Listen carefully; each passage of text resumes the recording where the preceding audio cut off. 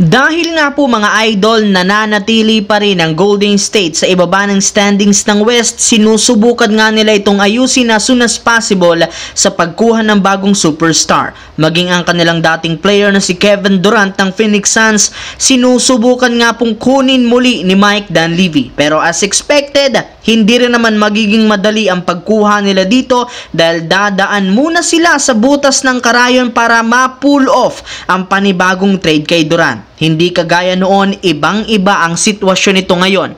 Kung noon nakuha nila si Kevin Durant nang wala silang isinasakripisyo dahil sa unrestricted free agent ito sa market, ngayon naman kakailangan nga po nilang ibigay ang mismong future para sa kanya. Lingid nga sa kaalaman ng lahat, meron nga pong average salary si Kevin Durant na $48.5 million, kaya kakailanganin nga nila itong tapatan sa pag-offer sa Suns kina Andrew Wiggins, Jonathan Kuminga, Brandon Podziemski, Kevon Looney plus multiple first round pick.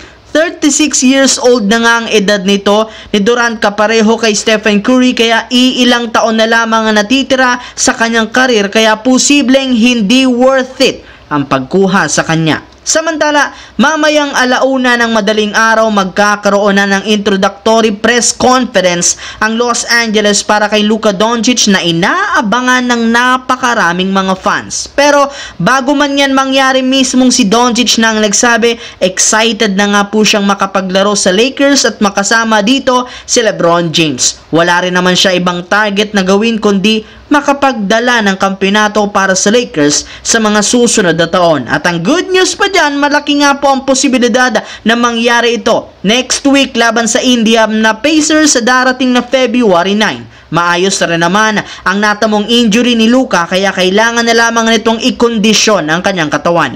Mismong si LeBron na rin naman ang nagsabi na hindi na rin naman siya makapaghintay na makasama sa loob ng court si Luka. Sinabi ni LeBron na ayaw nga po niyang mag-request ng trade sa Lakers noong nakaraang araw, gayong gusto pa rin naman itong manatili at makasama si Luka. May lumabas rin namang balita na posible nga pong pumirma pa ng bagong extension si LeBron at maglaro pa siya ng ilang taon para makasama ito, since ngayon siya ang inaasahang mentor para sa kanilang bagong mukha ng prangkisa. Sa kabilang banda, sa pagkapanalo nga po ng Washington Wizards laban sa Charlotte Hornets, tuluyan na nga pong na-extend sa 2 games ang win streak. Pero sa kabila niyan, sila pa rin naman ang kulelat na team, hindi lang sa East kundi pati na rin sa buong NBA na may record na 8 wins, 41 losses. Ibig sabihin, wala na nga pong pag-asa pang umabante paakyat ang kanilang team. Maging ang kanilang player na si Kyle Kuzma, naubos na rin naman ang pasensya. Ayon sa naging pahayag nito, sobrang pagod nga po siya